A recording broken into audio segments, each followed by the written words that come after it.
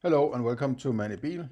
This will be and I checked, part 25 of my deconstruction of Keith Frankish's lecture series on illusionism. And as you will very well know, we are still, or no, we can discuss knowledge another time maybe, but you will be aware that we are still in lecture 3 in this deconstruction series, and we are around the 1 hour and 55-minute mark. If you want to follow it along on a separate screen of his presentation, so it should be visible there in the picture. 1 hour 55 minutes and a bit. And he just presented sort of out of the blue. It eventually condensed into, okay, so this is the argument. This is the I forget what he called it, debunking. I'm not sure what he means by. I mean, it's so convoluted at this point that I can't keep it all these balls in the air at the same time, and that's a problem in my opinion. Now, anybody could say, well, that's just because you're not smart enough or something like that, and that's also usually what you're being told, that you can't criticize an academic. How dare you? Because they're the masters of the universe, right? Are you a philosopher, maybe, right? Do you have the right papers, right? I remember 10 years ago, I worked in a place, and we were sitting sort of at dinner. It was sort of, there's a big room where people, there was a buffet. You could choose your food, and then you could go sit somewhere and eat it. And I ended up somewhere where somebody was, 2 or 3 other guys were discussing economics or something related to that topics in some way or another, right? I don't remember exactly what was discussed. But then I sort of heard somebody argue something that was completely ridiculous. Then I sort of chipped in and said, well, what about, this or that or the other? And I sort of, started to talk about money printing and inflation. And then some other guy said, well, are you some kind of economist maybe? When he felt that his ideas were criticized, right? And then he sort of attacked me by saying, oh, are you some kind of economist? Do I need to be an economist in order to understand the economy? It's like people will discuss among themselves and spout all their crazy ideas or philosophies, let's say, about what is going on and their understanding. And they want to have their own take, no matter how stupid it is, because that's what I've decided is the case. And if somebody has to tell me otherwise, they need to be an academic of some kind, right? Otherwise, I'm not going to listen to them because I don't trust other people, right? Well, then that should backfire on yourself, right? It should backfire. Then you shouldn't trust your own stupid ideas, right? Just because you're not presenting them or reporting them, as Keith Frankish would say, it doesn't mean that they're right. Because if you can't trust other people's thinking, what makes you trust your own thinking? Oh, so you must be sort of perfect or something like that, right? So it's this, when you end up discussing things philosophically like this, people start to reject you, right? Because they don't want to understand that they're full of shit, right? And that goes for academics too. Just because you can call yourself an academic or a professor or a PhD, whatever, doesn't mean that you all of a sudden have some kind of exotic, exquisite, source to, perfect philosophy of some kind, right? I mean, I have been on university, right? It doesn't seem to me like those who are, teaching at universities are a particularly high grade of philosophers, in my opinion, right? Now, I haven't gone to philosophy university, right? But I have gone to natural science university. And sciences are a particular spin-off of philosophy, you could say. They had no fucking clue about anything, right? They knew how to, teach people in whatever, chemistry or physics or whatever, but they had no clue about the rest of what is going on, right? So just because you are an academic doesn't mean that you are particularly smart. You're just smart enough to get through the needle, get the needle through the what's it called? Channel yourself through the system, right? And suck the right dicks in order to get to the point you want to go to, right? Sell your soul to some extent in order to get to a safe space of some kind. That's what I see in academia. Don't give me any bullshit about people having some, they would report themselves to have some high ideals about what they're doing in academia and so on. No, they want to be in an economic safe space where they can have an easy life, right? And they are not going to challenge anybody or anything that makes that safe space be the case. They're not going to bite the hand that feeds them, right? They're not going to bite the masters, those who runs the universities, those who are connected with the politicians and so on, right? Because they understand implicitly, or at least some unconscious way, that they have the power to fire them. But those he's talking to through YouTube, if you take Frankish as an example, they can't fire him, right? They can't. I can't say this is shitty philosophy. Defund this bastard, right? I don't want to sound, name calling. What is it called, right? But I don't want to. It's like he's talking to the poor people who can't get rid of him, right? But that's what those who have the power to give him money, they want him to do this, right? They want him. Otherwise, why would you have a crappy philosopher going around doing this shit, right? Confusing everybody else in their philosophy, potentially, right? So this is a rabbit hole of bullshit academia, right? Academia is just a,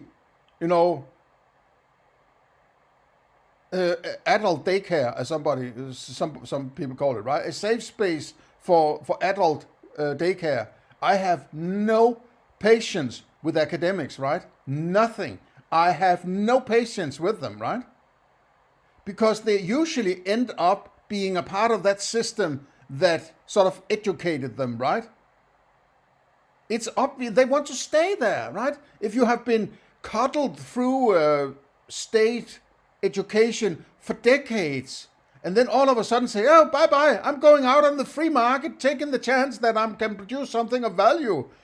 Who the hell would want that? No, let me stay in academia, and I'll just find some, weird panpsychism or something, and then that cannot possibly be proven or disproven. And then I'm going to argue for the rest of my life about this and potentially get some TED talk or something, or make some presentations and may have a podcast. And then it make it sound like I'm so wise and smart, but I'm just destroying value by not participating in value creation, right? Ah, man. So this guy is being paid to, it might be a completely free university and they're hiring him for whatever reason they have, right? And they're ditching out their own money, right? But it's not that simple, really, right? It's complicated, this thing.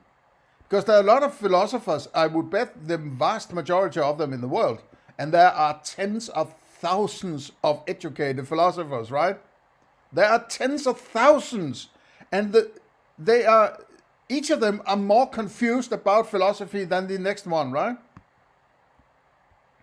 There are tens of thousands of these people, man. And then they don't do anything. What the hell do they do other than suck their own dick, right? What do they do, man, right? I have respect for a guy like Bernardo Castro, though I'm critical about his philosophy, but that's a part of the philosophical discourse, right? He's actually on the right side of the fence in this particular, avenue I'm talking about here, right? he has been working to a large extent in the free market. He has been in CERN, which is concerning to me, right? But he is being a part of his own foundation, and maybe he has spending his own money on it, and presenting it using his own time. He is retired from the work and so on, and maybe finding some angel investors in this kind of essential foundation and so on. I have respect for that, because these people, as far as I understand, they are working from free market principles. If you want to join, you can join in. If you want to participate and you give money to this thing, fine. I don't know if there's some government intervention of any kind. I have no reason to believe it, but I can't refute it either, right? But at least it is closer to what I would consider something of a decent approach to philosophy. Now, there's also a problem in something in philosophy having to be funded somehow, right? Because it's hard to get around for most people in the world. You have to do some work in order to get some money, right? Or at least you have had to do it before, and then you have saved some money that you can then spend until you die, right? Fine. Maybe that's largely the case with Bernardo Castro. Apparently he had a very high position in, he has probably made millions, right? So he is well bolstered, right? But it's the best thing is if you are independent of anybody it's very difficult to not want to cater to some people's ideas because you are sort of economically in bed with them, you could say, right?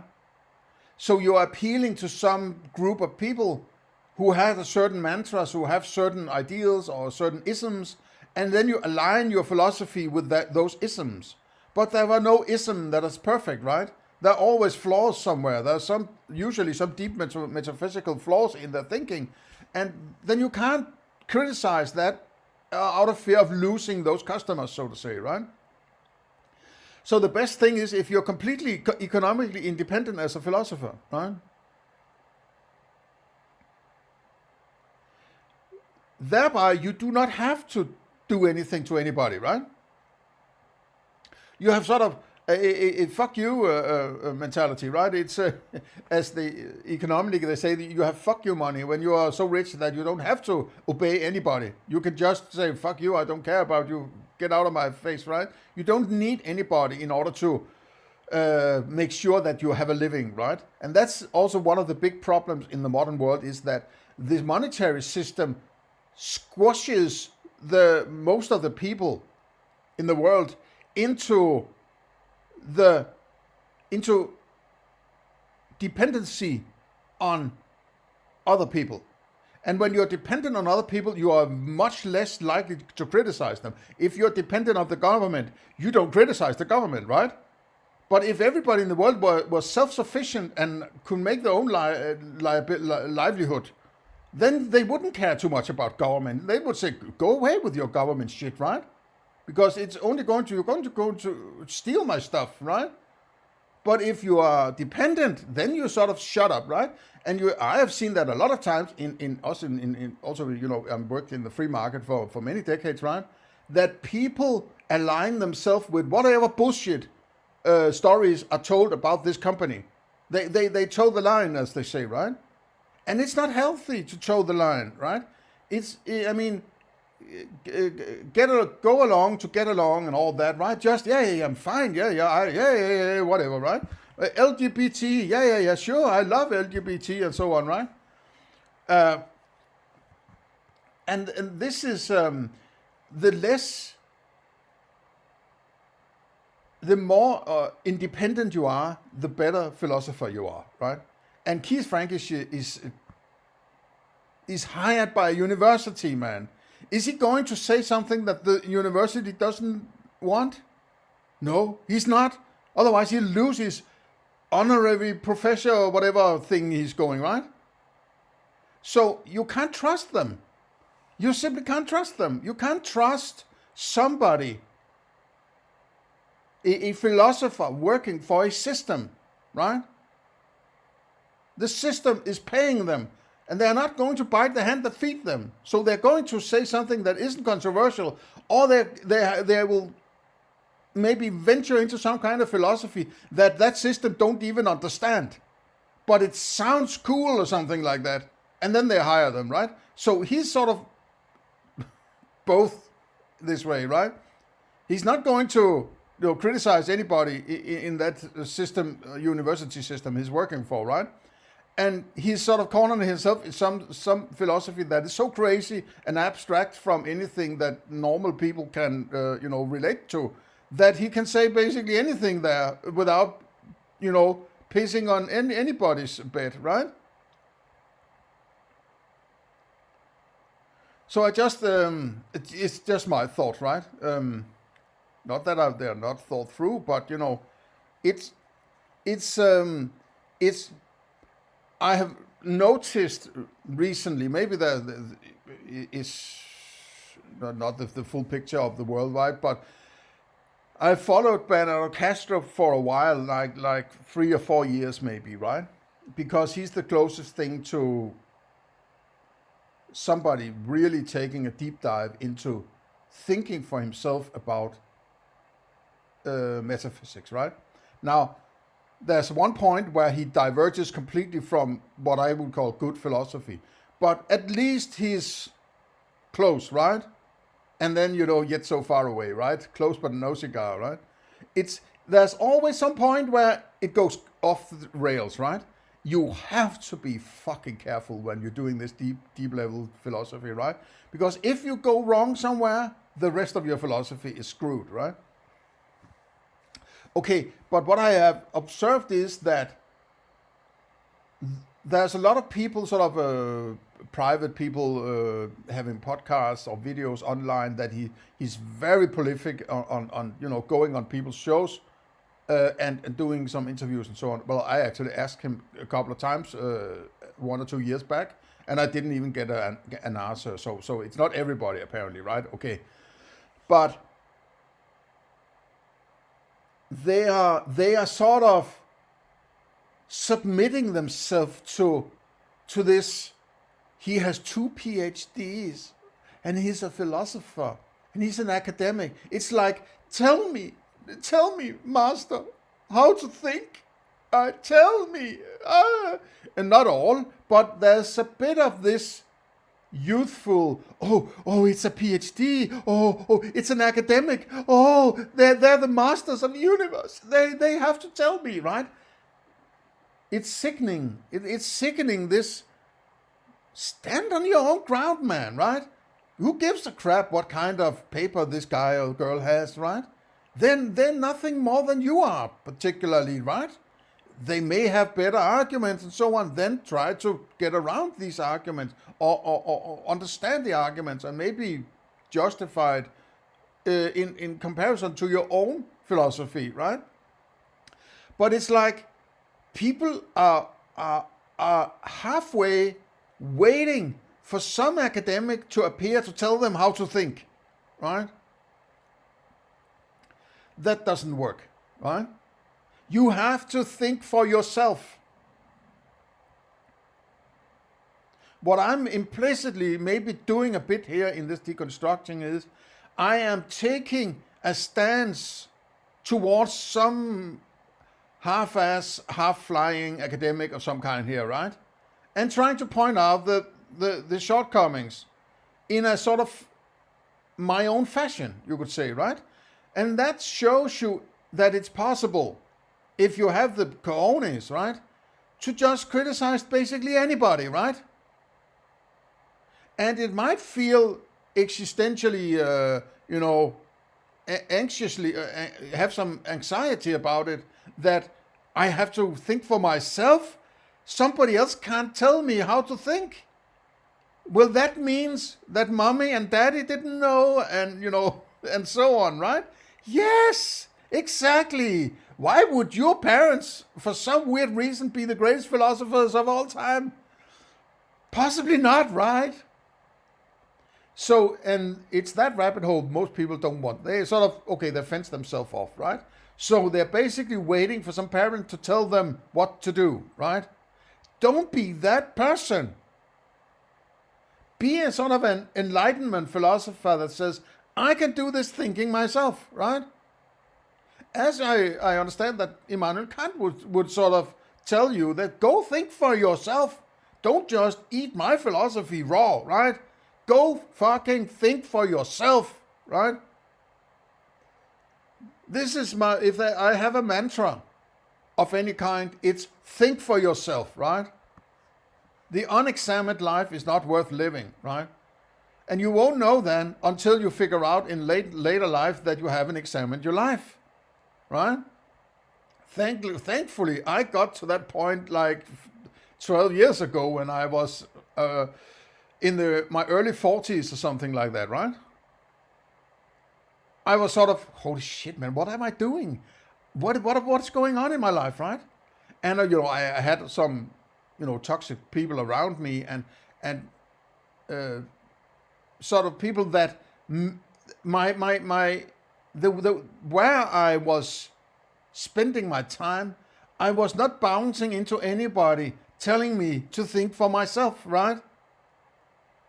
It's a rare luck, basically, when you sort of, if you're in the right mindset and you're in the right place and meet the right people at the right time or hear the arguments here, there, and the other, that you might be able to realize, holy shit, I have to think for myself, right? And that might be, you're in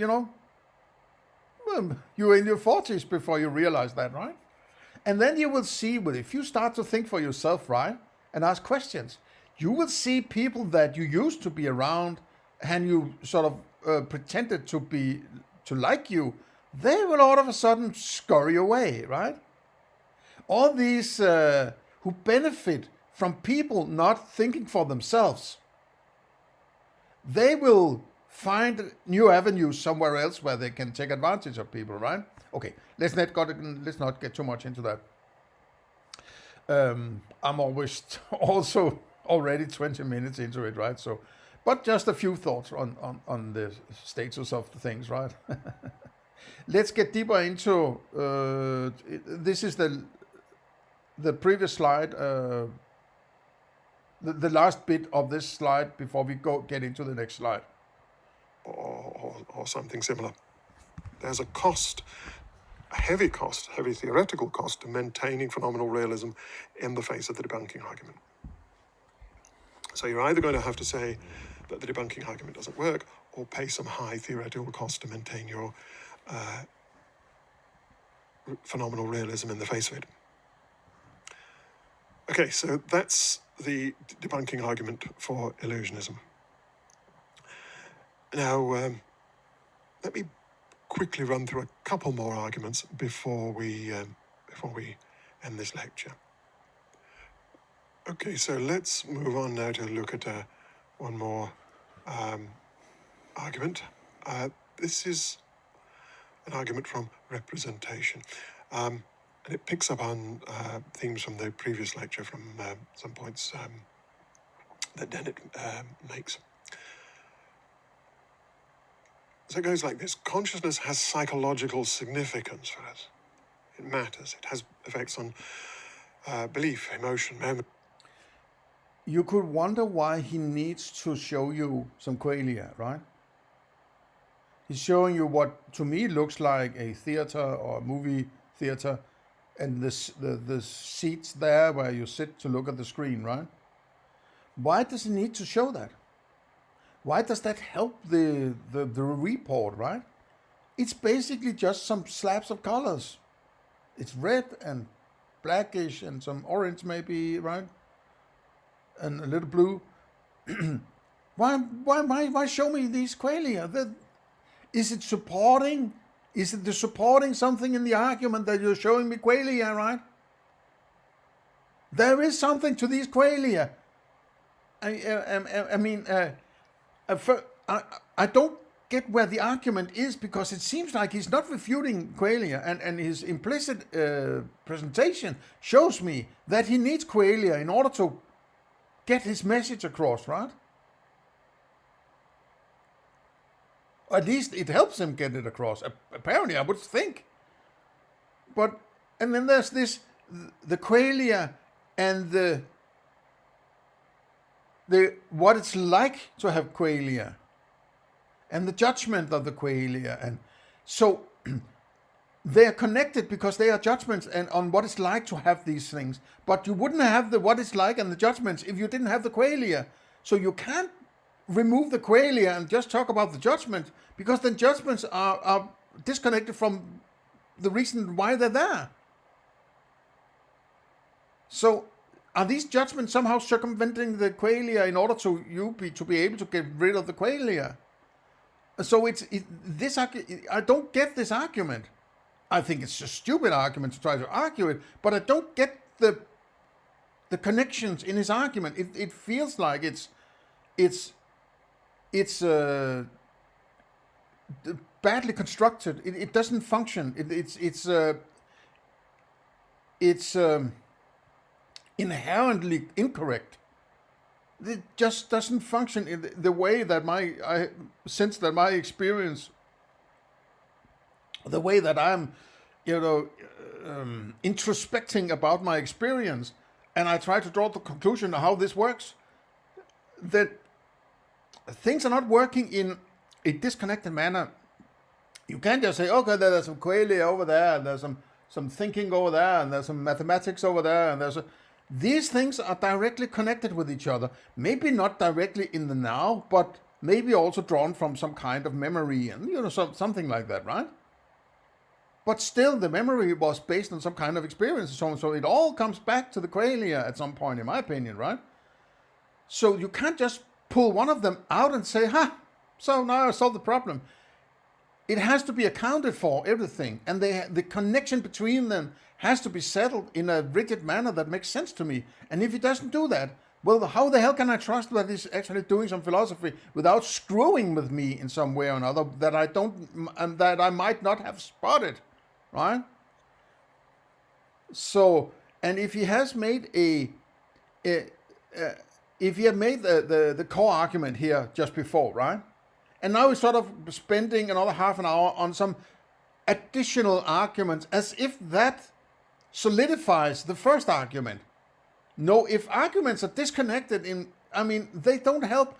In fact, I would say if you need to bring a lot of sort of pseudo extra arguments into supporting the main argument, there's something wrong with the main argument, man, right? It has to be able to stand alone without all sorts of weird, support of any kind, right?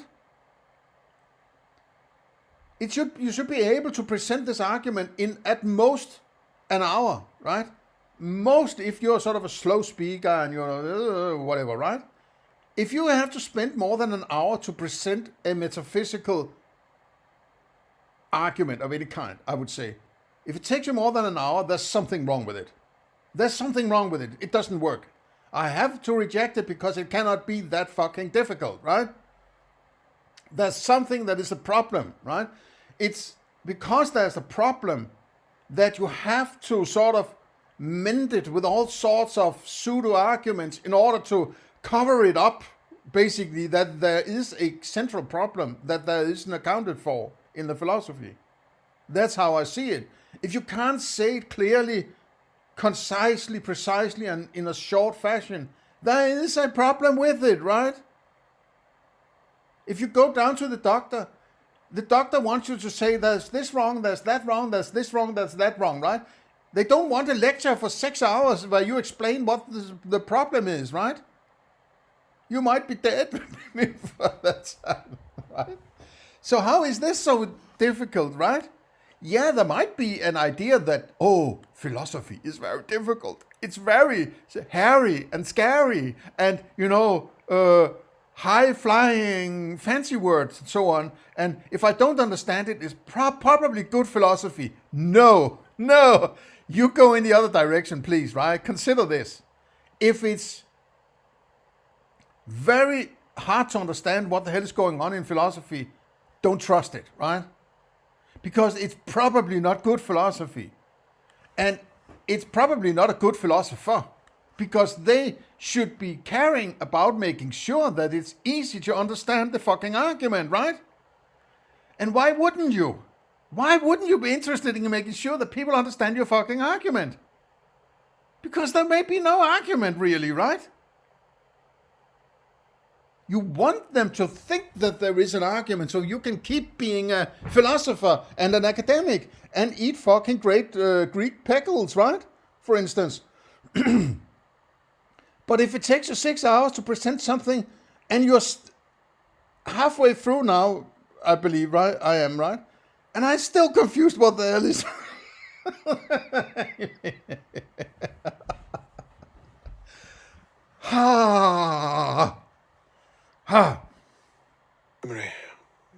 Report on what we say.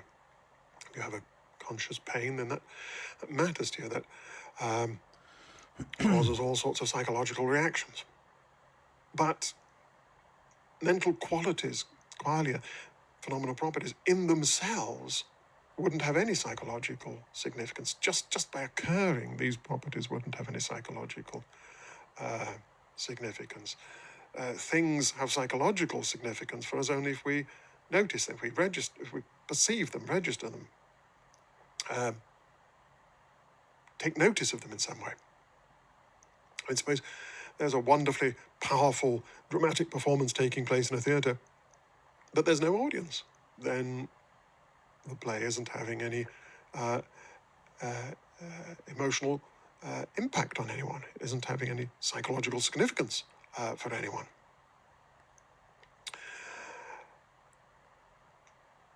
So if there is a... So there's sort of an analogy to the free market that you don't have to go and watch a stupid show, right? Now, what he's a proponent of is that there is a government on the stage, and the government says you have to fucking get here, and you have to be fucking paying for this shit, right? And then the theater is full of people who are threatened into submission to pay for it and participate in it, right? That's what the state does. This is free market. You can go away if you don't like the show, right? In the government and academia is sitting behind the curtain and saying, "Yay! What a great show! Yay! Oh, and we will, we will get some of the money people are being forced to pay for this show, right?"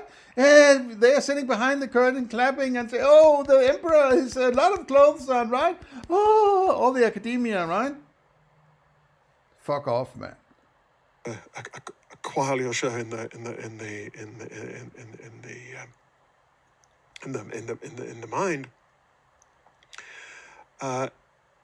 it will have no psychological effects unless there's some inner observer watching the show and reacting to it.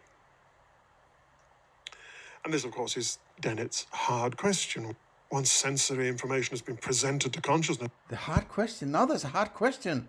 There was also a hard meta problem, and there was a hard problem. How hard can this be, man, right? Maybe these are impossible questions, right?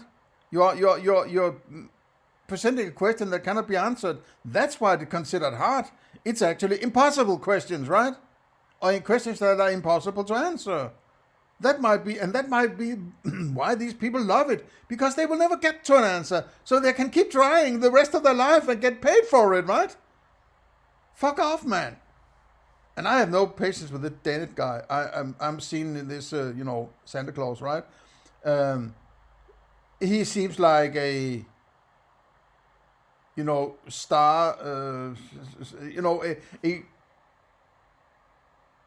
representative of your quintessential academic, right? So they're sort of slightly patronizing, slightly sort of toffee-nosed. What's it called when you sort of have this air of I'm sort of above normal people, right? Presented as a qualia show, what happens then? What effects does the show have on the subject's psychological state? Now, the way the brain notices things is by representing them,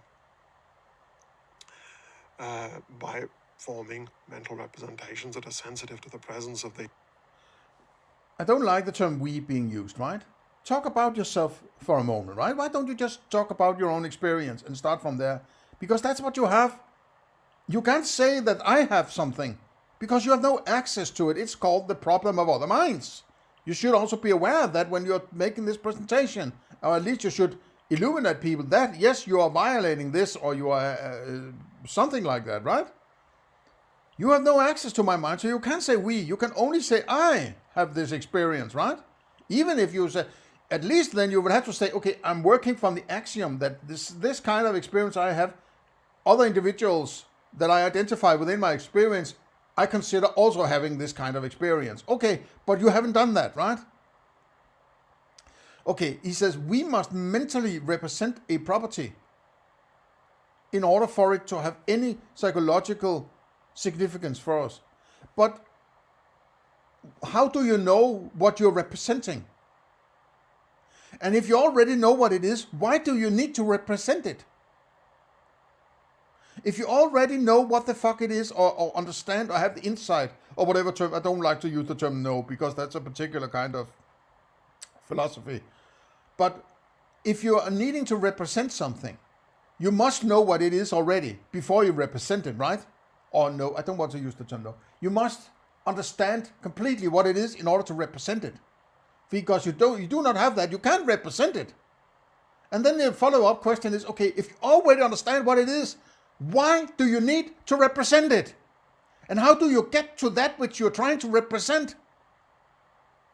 And why don't you need to then represent the representation and then represent that representation, right? You could also then make that infinite regression. Right? At what point, when does it start? When is the first presentation? You can't say that the first presentation is before your experience, which you apparently call a representation. So if it's represented, it implies that you already know what it is, or you already understand what the thing you're trying to represent is. So why do you need to represent it if you already have access to it, man, right?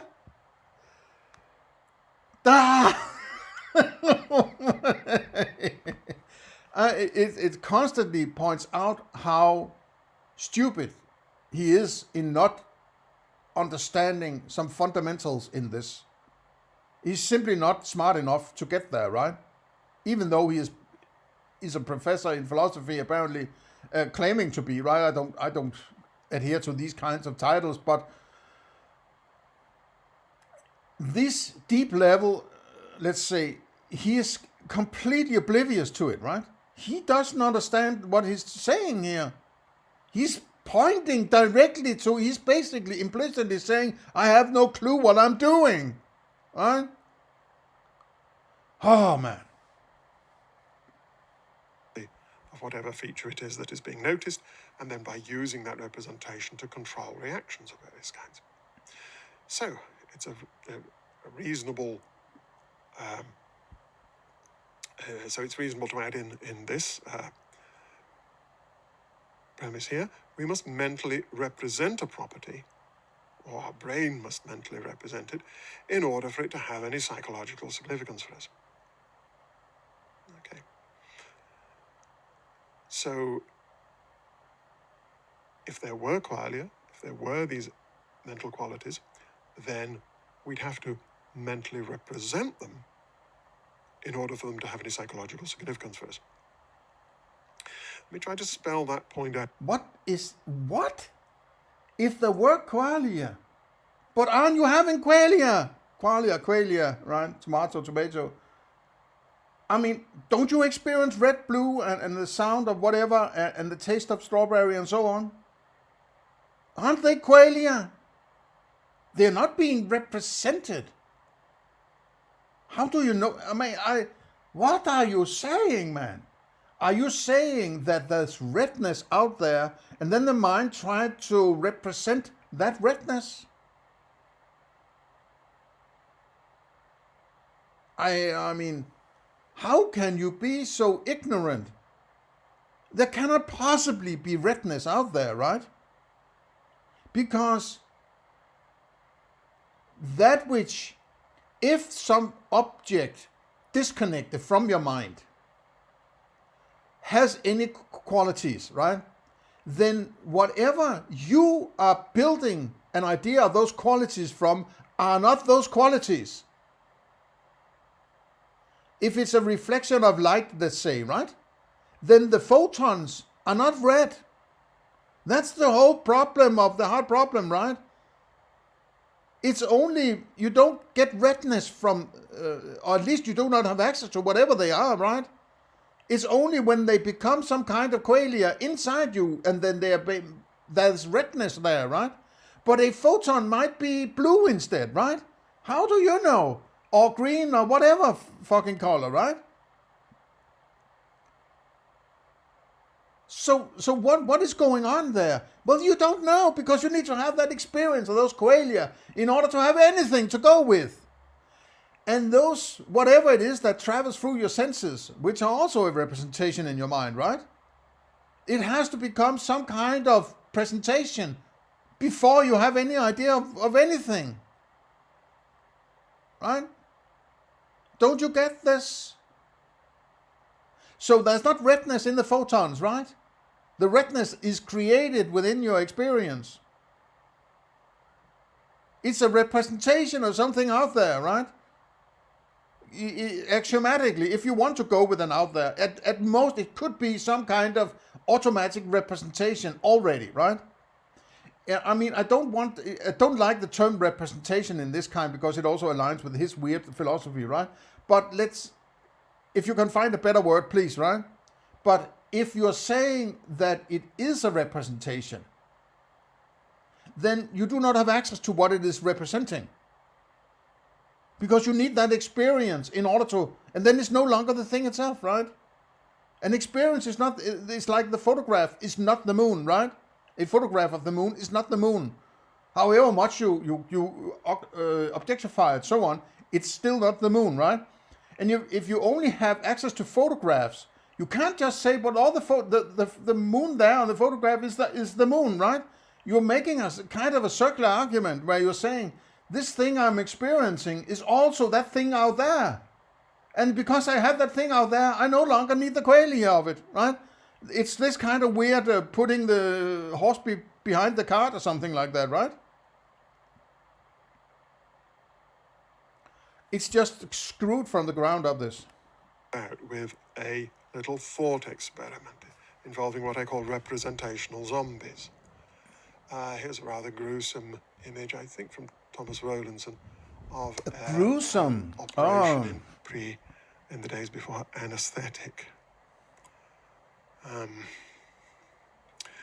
Now here's the thought experiment, the intuition pump I want you to imagine.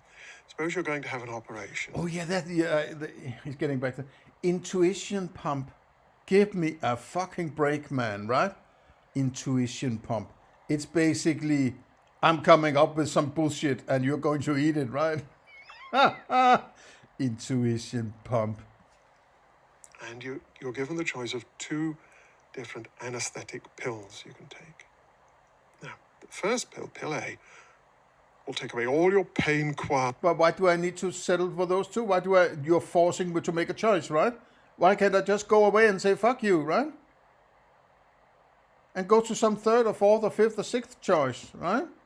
It's also these sophists, right? They always want to put you in a fork in the road and you have to decide, like the trolley problem scenario, right? And everything else is settled. You have the perfect insight, a perfect understanding, a perfect knowledge.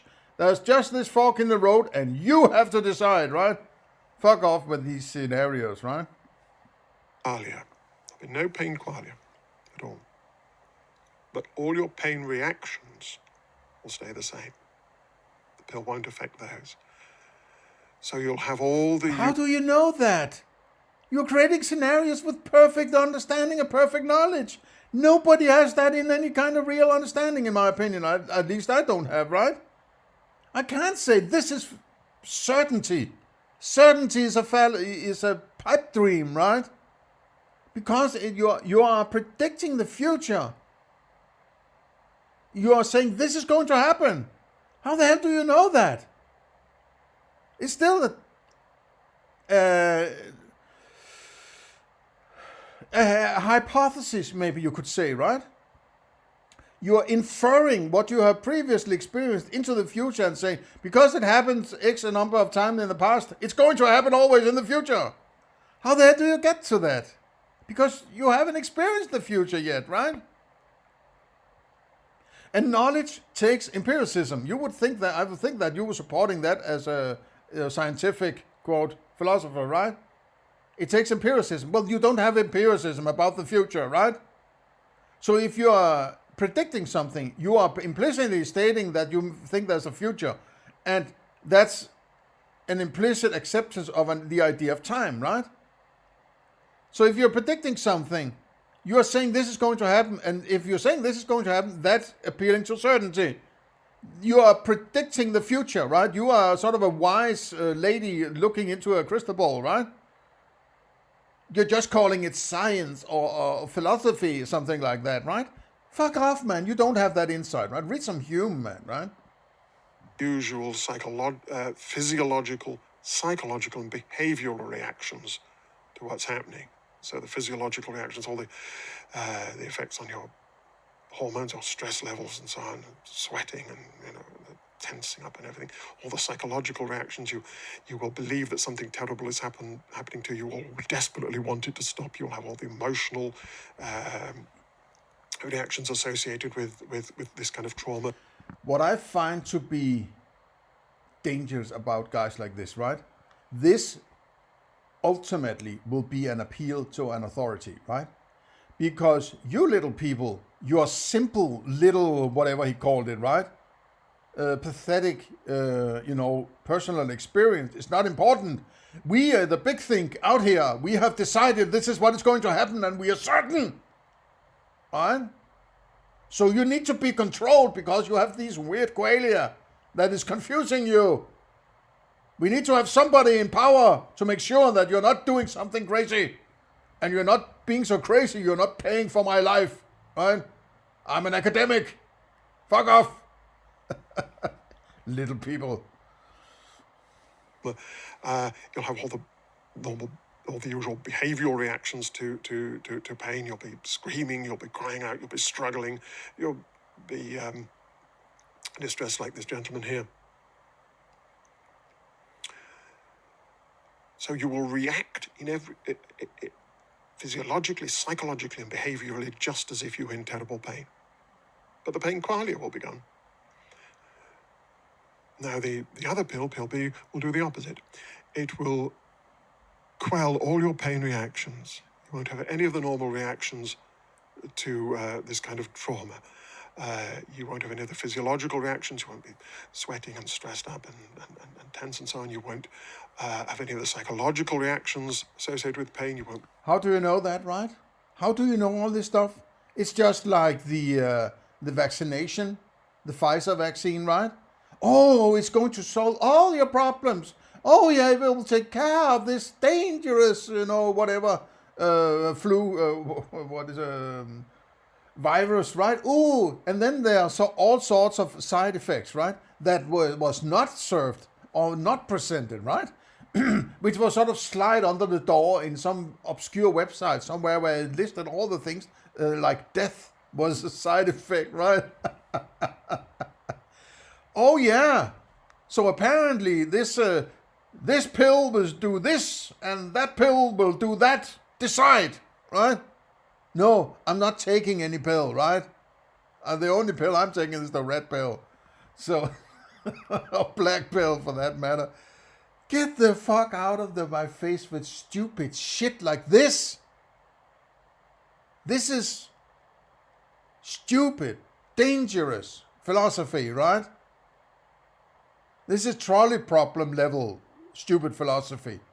I don't buy it, man. Get the fuck out of my face. Believe that something bad is happening. You won't want what's happening to stop. You won't have reactions of the normal emotional reactions to pain. You won't have any memories of anything bad happening to you. None of those. You won't have any behavioural reactions either. You will just sit perfectly calm. You won't be crying out. You won't be saying this is dreadful. None of that. You will just be sitting there quite calmly. You won't be having any bad thoughts. You won't be showing any signs at all of distress. However, all your pain qualia will be left intact. And the way this pill does it is by preventing you forming any mental representations of your qualia. But how do you know there will be pain then, if you don't have the pain? I mean, I don't get it. How do you get to it if you're not experiencing it, right?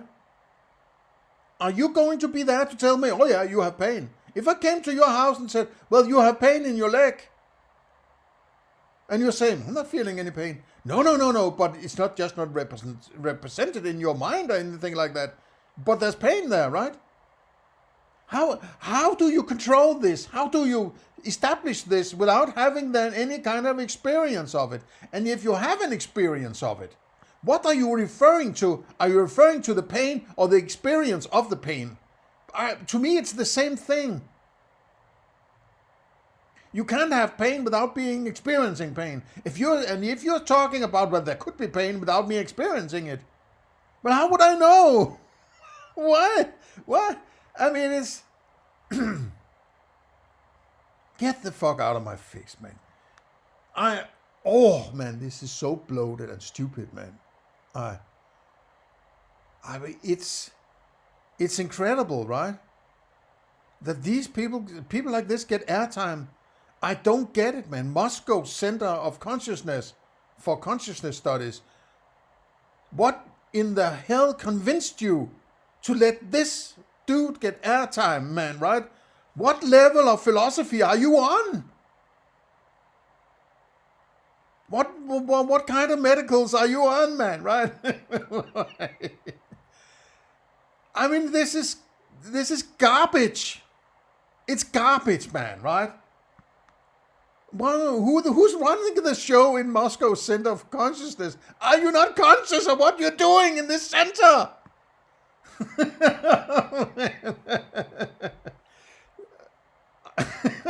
Oh my God, man. Oh, man. 70 years of communism apparently destroyed the DNA over there, right? I don't know what the hell is going on. So, the show is being presented in the Cartesian theatre, let us assume, but there's no one watching. The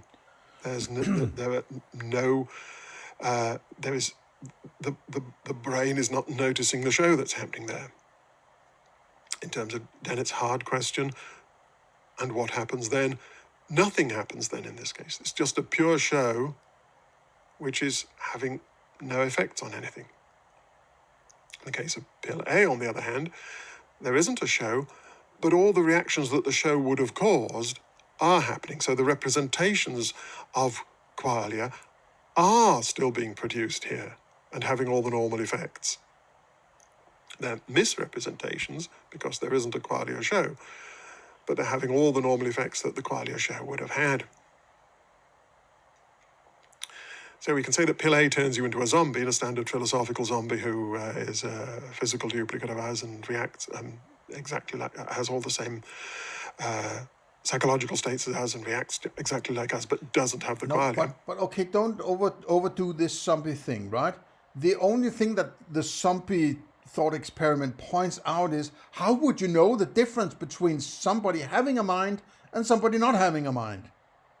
You can't say by the mere observation of how the thing moves around whether or not it has a mind or not, right?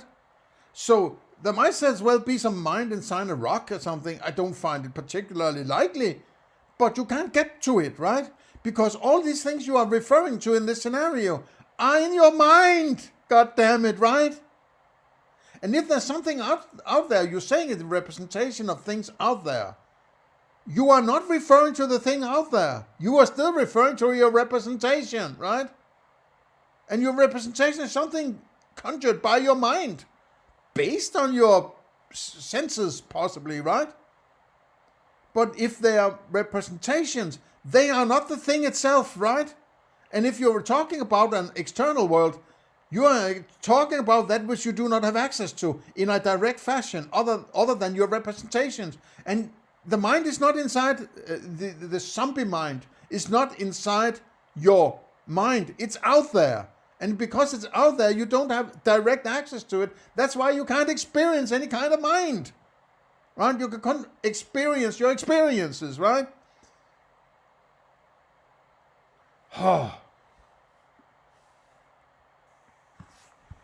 And Pill B turns you into what I call a representational zombie, a creature that does have the qualia but doesn't have any representations of them and accordingly doesn't have any of the reactions that we should expect them to cause.